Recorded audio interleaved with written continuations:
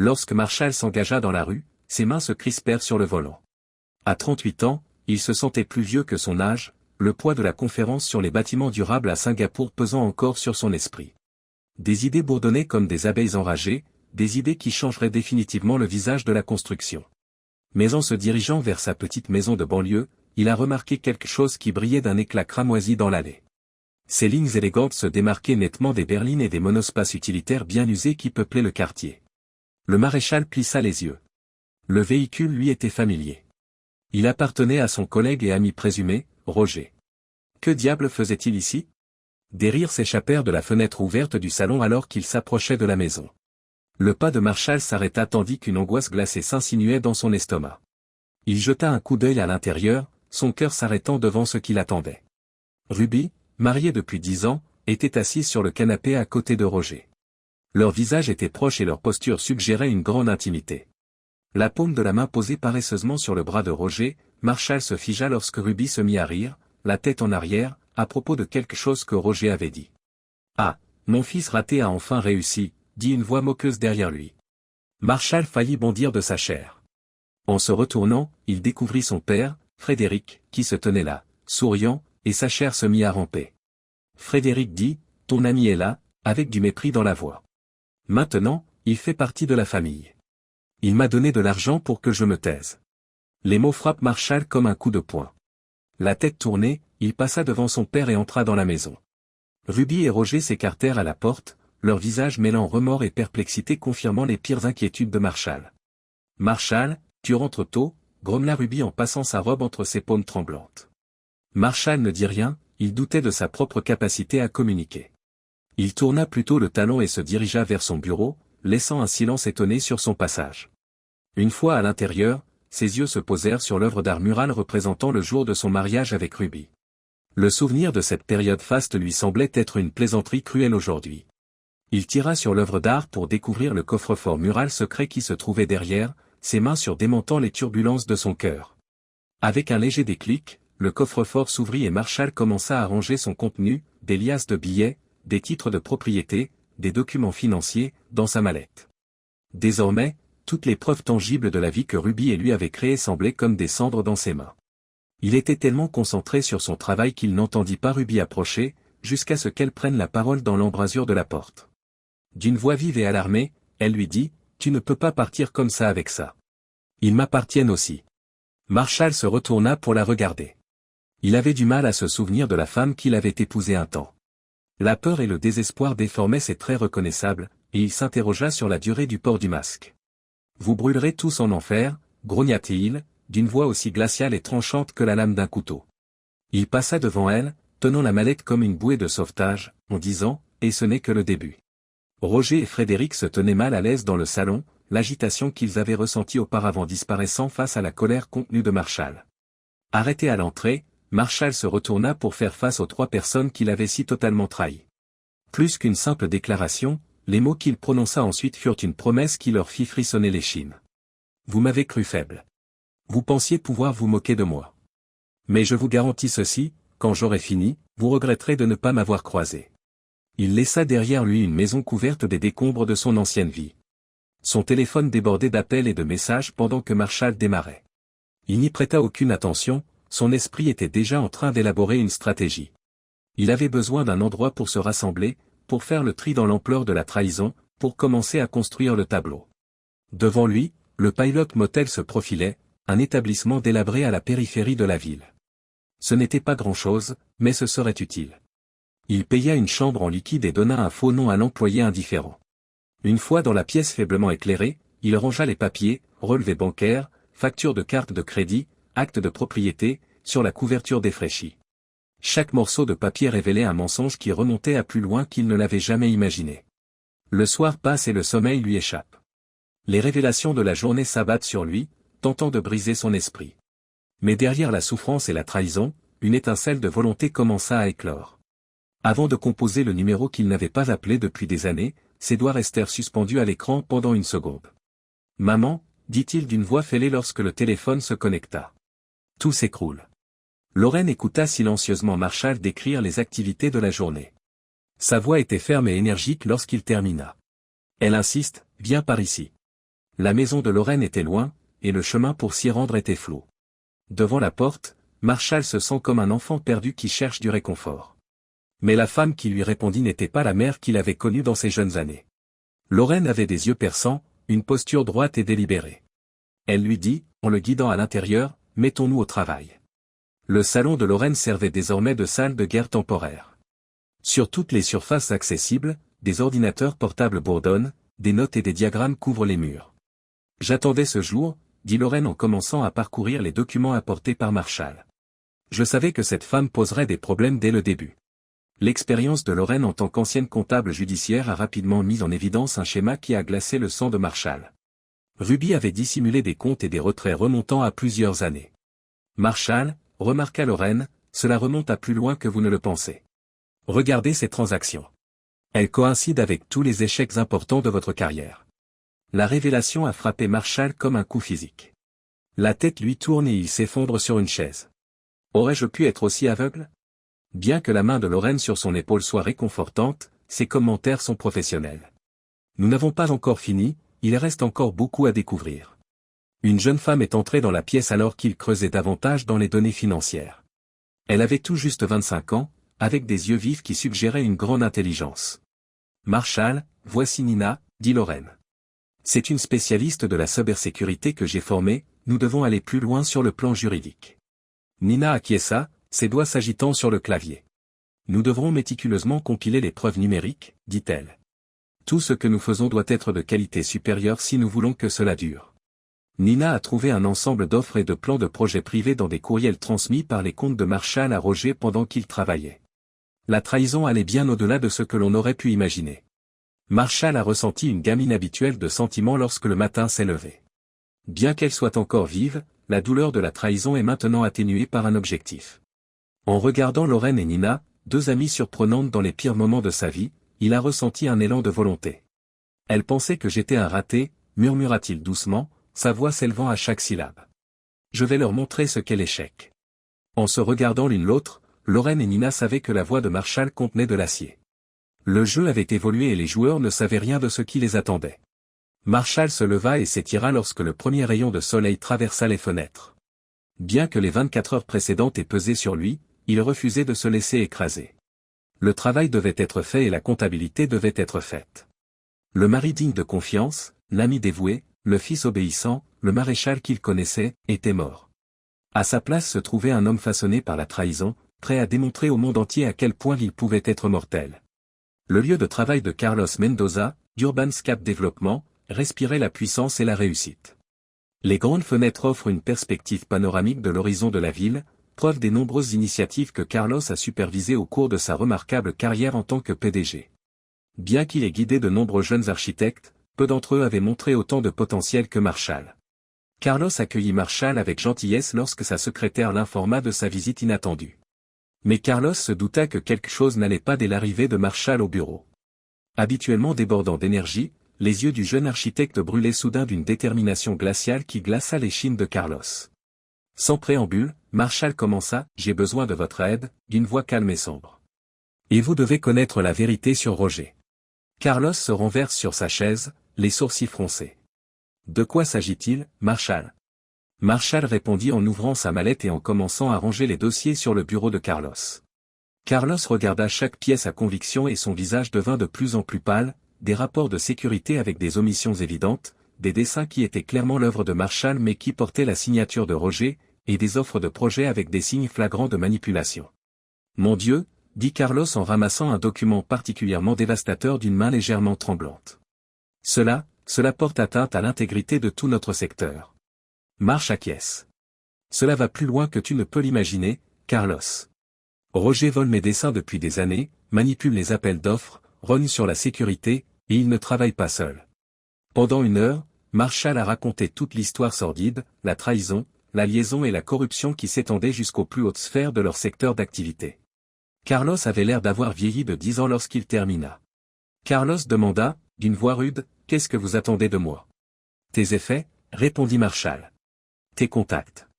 Nous devons mettre cela en évidence, mais d'une manière qui ne puisse pas être reliée à moi. »« Pas encore. » Carlos acquiesce lentement, sa tête réfléchit déjà à une stratégie. Nous commencerons par la commission des licences architecturales, des conseils anonymes, soigneusement élaborés, ils ne pourront pas l'ignorer. Carlos et Marshall travaillèrent sans relâche pendant plusieurs jours pour rassembler des preuves et créer une série de rapports anonymes décrivant les manquements à l'éthique et les infractions à la sécurité de Roger.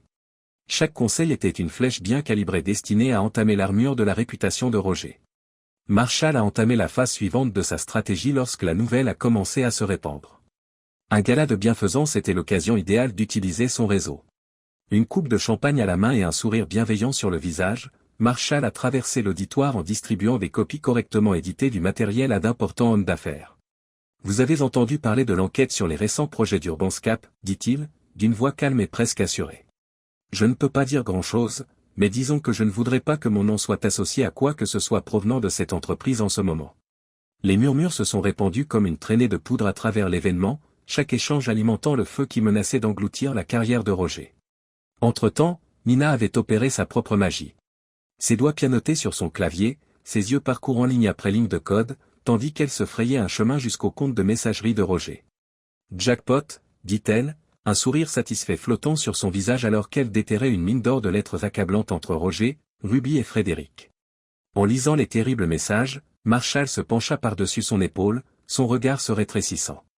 Envoyez une copie des messages les plus compromettants aux principaux clients de Roger, dit-il. Dans l'anonymat, bien sûr. Assurons-nous que son effondrement professionnel est complet. En quelques semaines, les résultats de leur attaque délibérée ont commencé à se faire sentir. Le bureau de Roger, autrefois très actif, est devenu silencieux au fur et à mesure que les clients l'abandonnaient.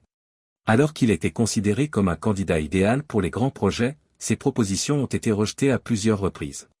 Alors qu'il se pavanait comme un paon dans les réunions d'affaires, l'homme se tapit désormais dans l'ombre, le visage fatigué et le regard hanté.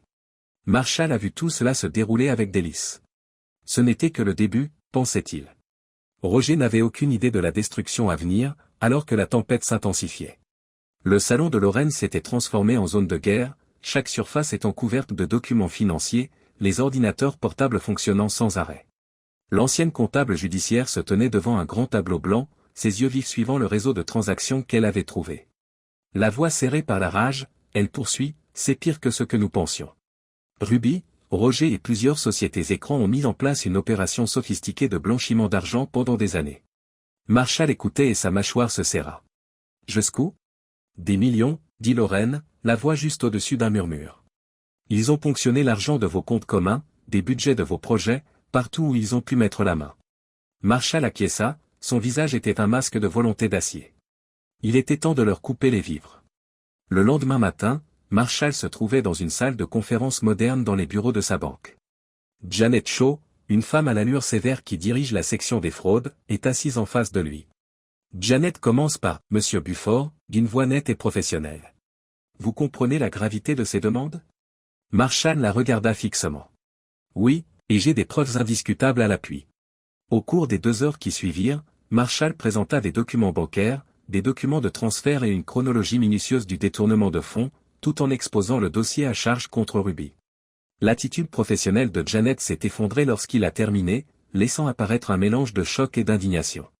Ses doigts se mirent à danser sur un ordinateur, nous allons immédiatement geler tous les avoirs communs et les lignes de crédit, l'assura-t-elle. Madame Buford ne pourra pas accéder à un sou. Un petit bout de Marshall voulait voir l'expression de Ruby lorsqu'on lui refuserait ses cartes en sortant de la banque.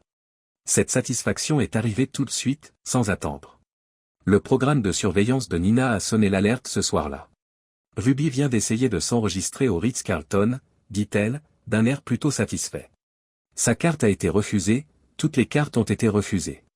Alors que Marshall visualisait la détresse de Ruby et sa prise de conscience croissante que son monde méticuleusement créé s'écroulait autour d'elle, il se laissa aller à un petit sourire glacial. Mais il devait encore terminer. Le lendemain matin, il rendit visite à son avocate, une femme requin nommée Evelyn Ross. Marshall a dit, je veux demander le divorce, sans préambule. Sur la base d'une fraude financière et d'un adultère. Evelyn acquiesce, les sourcils légèrement haussés. Avec les preuves que vous avez fournies, nous pouvons garantir qu'elle n'obtiendra rien dans le règlement. Ce sera le clou de son cercueil financier.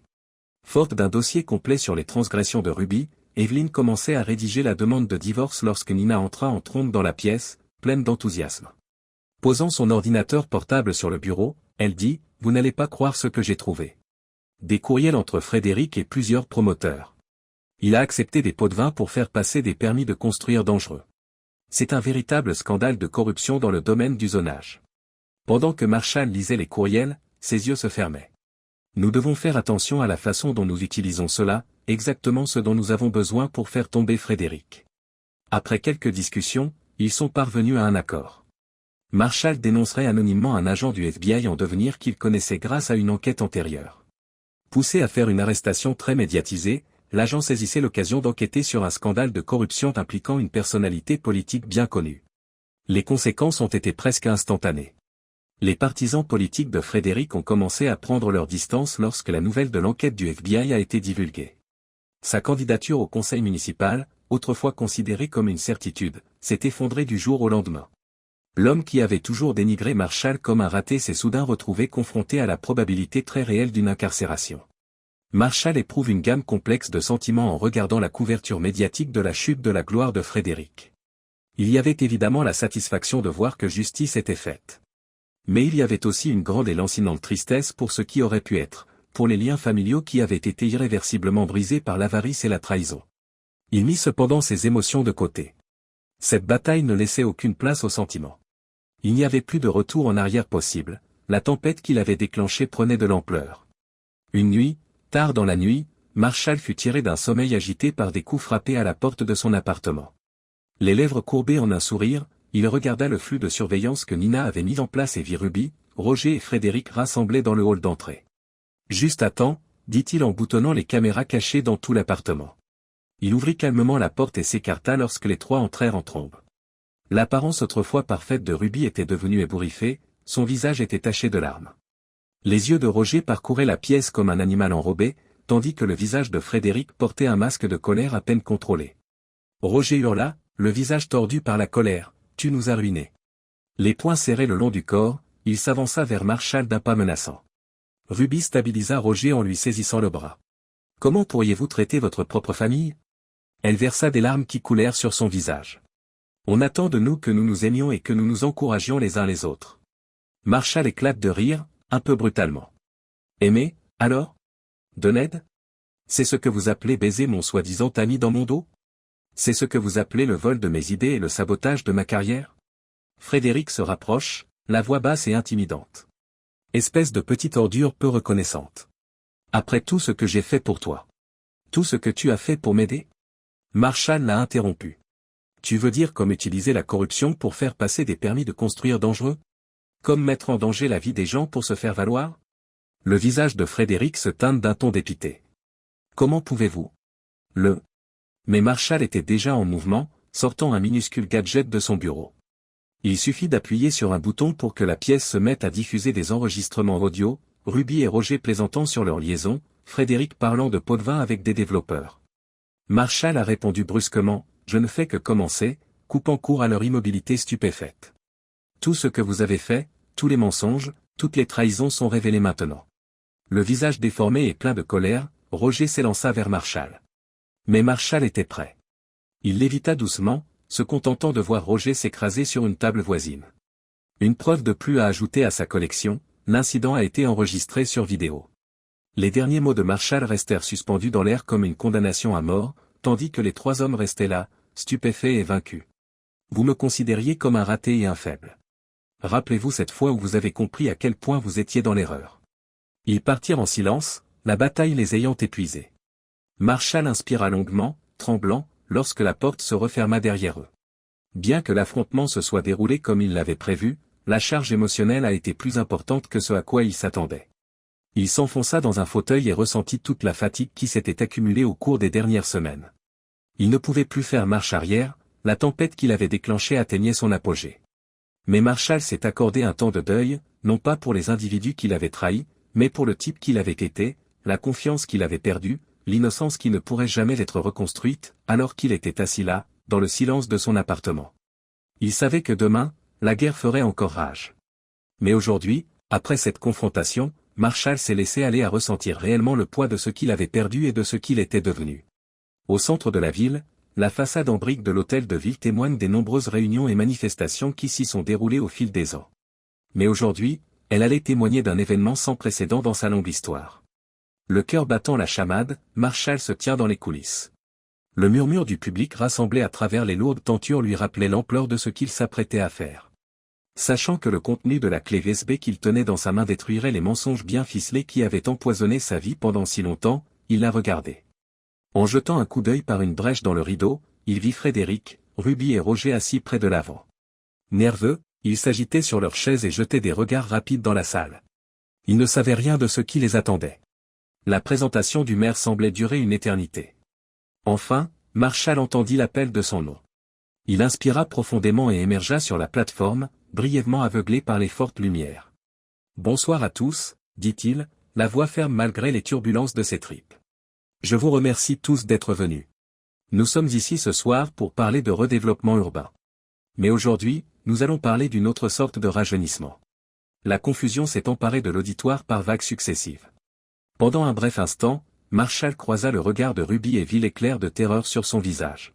« C'est bien, » remarqua-t-il. « Elle devrait avoir peur. » Le premier diaporama s'afficha sur l'écran derrière lui d'un simple clic. L'assistance sursaute devant l'épreuve à charge, signature de Frédéric sur des reçus de pots de vin, dessin volé par Roger côte à côte avec les originaux de Marshall, relevé bancaire démontrant les détournements de fonds systématiques de Ruby, qui sont présentés. Pendant des années, a déclaré Marshall, sa voix s'élevant à chaque syllabe, ceux en qui nous avions le plus confiance ont trahi notre communauté. Frédéric Bufford, mon père, a accepté des pots de vin pour accélérer l'obtention de permis de construire dangereux, mettant ainsi en danger de nombreuses vies pour son bénéfice personnel. Le visage de Frédéric s'assombrit et ses yeux se dirigent vers la sortie. Mais Marshall n'avait pas tout à fait terminé. Tout en ayant une liaison avec ma femme, Roger Dalton, un collègue de travail et ami revendiqué, a volé mes inventions et les a fait passer pour les siennes. Roger semblait malade et s'est effondré sur son siège. Bien que Ruby, à côté de lui, pleure, Marshall n'éprouve aucune sympathie. Et ma femme Ruby a détourné de l'argent de différentes organisations caritatives et de projets communautaires en plus de nos comptes communs. La réaction de la foule est viscérale. Les halètements de choc se sont transformés en chuchotements de colère. Les voisins regardaient le trio avec mépris et incrédulité. Marshall a pu voir l'instant où tout le poids de leurs actes s'est abattu sur eux. Marshall a vu une femme au fond de la salle avec son téléphone levé alors qu'il était encore en train de présenter les données. Bridget Chin, une journaliste locale réputée pour sa recherche incessante de la vérité, était là. Elle retransmettait toute l'affaire en direct pour s'assurer que la controverse dépasserait largement les limites de la mairie.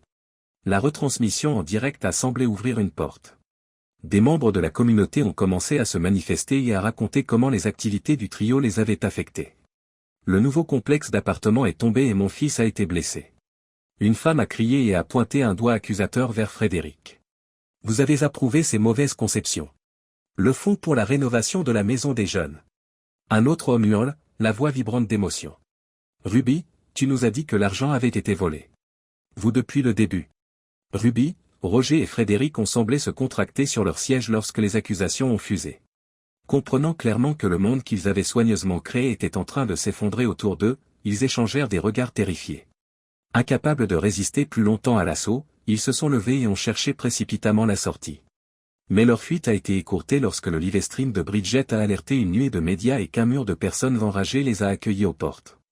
Depuis l'estrade, Marshall a vu les 3 personnes qu'il avait si totalement trompées être encerclées par le public. Bien qu'une autre partie de lui considère qu'ils sont morts depuis longtemps, une autre partie se réjouit de leur déchéance. Il ne s'agissait pas vraiment d'un regret, mais d'un chagrin pour ce qui aurait pu être. Marshall quitta silencieusement la scène alors que l'anarchie se développait. Sa participation à ce drame était terminée. La vérité avait éclaté, elle allait maintenant avoir sa propre vie. Il laissa les cris et les récriminations derrière lui en émergeant dans l'air frais du soir. Il avait l'impression que ses épaules se soulevaient pour la première fois depuis des mois. Les mensonges avaient été révélés, les trahisons mises à nu. Peut-être pourrait-il enfin commencer à aller de l'avant. L'assemblée publique a donné lieu à une frénésie de couverture médiatique et d'action en justice. Marshall répond aux appels des médias et des enquêteurs, pris au milieu de la tempête qu'il a provoquée.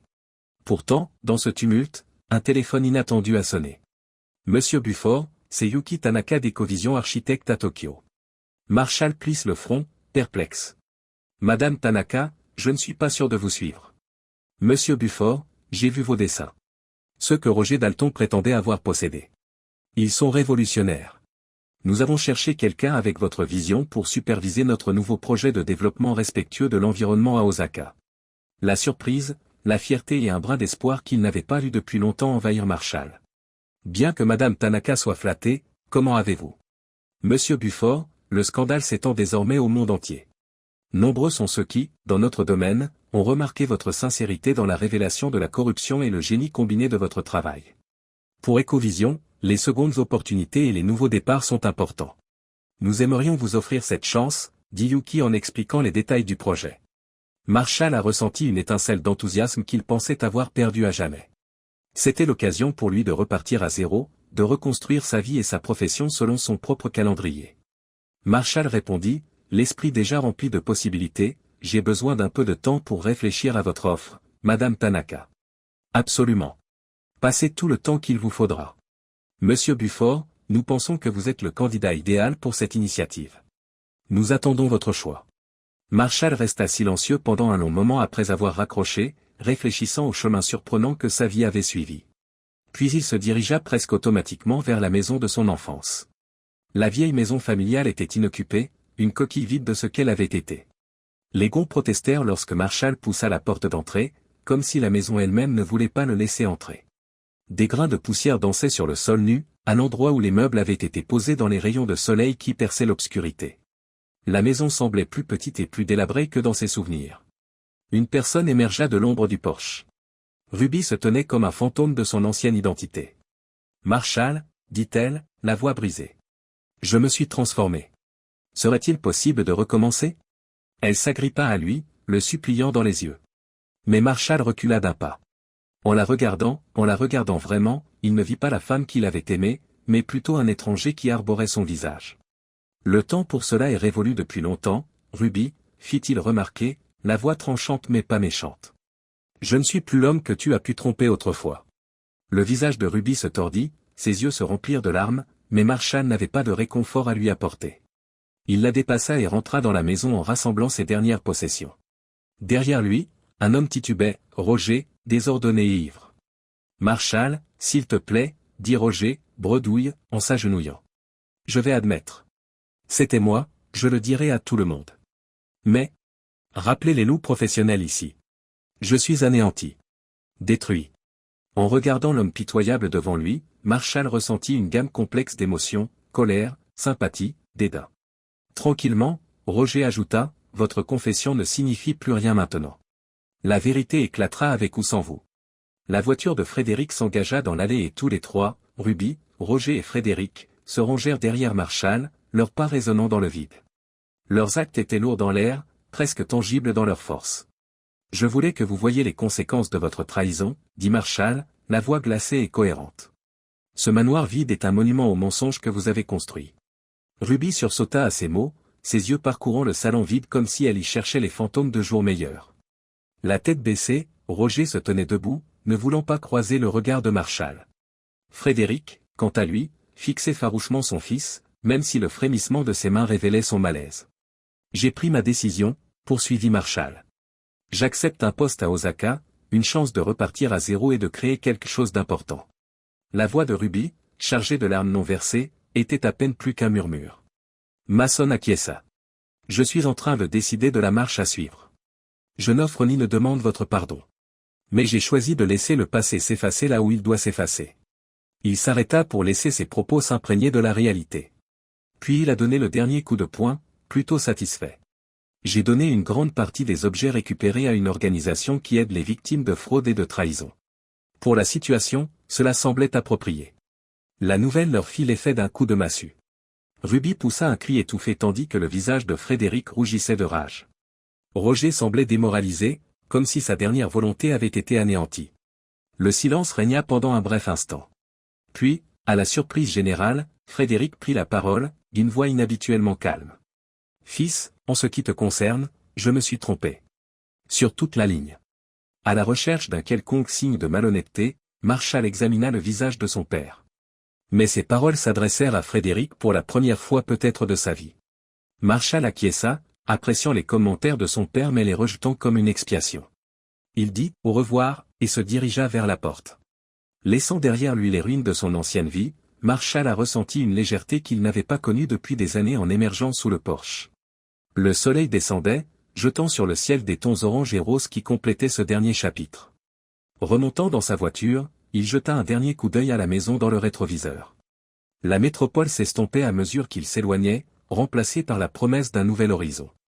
La route était longue et Marshall savait que le voyage ne serait pas simple. La confiance ne viendrait pas facilement après les profondes blessures de la trahison. Mais il voyait de plus en plus de possibilités au fur et à mesure que les kilomètres défilaient. En fin de compte, pensait-il, le meilleur moyen de se venger n'était pas de se venger de ceux qui l'avaient maltraité, mais plutôt de transcender leur trahison et de créer une vie qu'il ne pourrait jamais toucher ou contaminer. Devant lui s'étendait l'avenir, une toile vierge qui ne demandait qu'à être peinte. Marshall se laissa aller à un petit sourire alors que les dernières traces de son ancienne vie disparaissaient du rétroviseur. La tempête était passée, même s'il faudrait du temps pour réparer les dégâts qu'elle avait causés, il était enfin libre de tracer sa propre voie. La route serpente, en direction d'Osaka, vers de nouveaux problèmes et de nouvelles perspectives. Pour la première fois depuis longtemps, le maréchal Buford envisage l'avenir avec optimisme plutôt qu'avec crainte.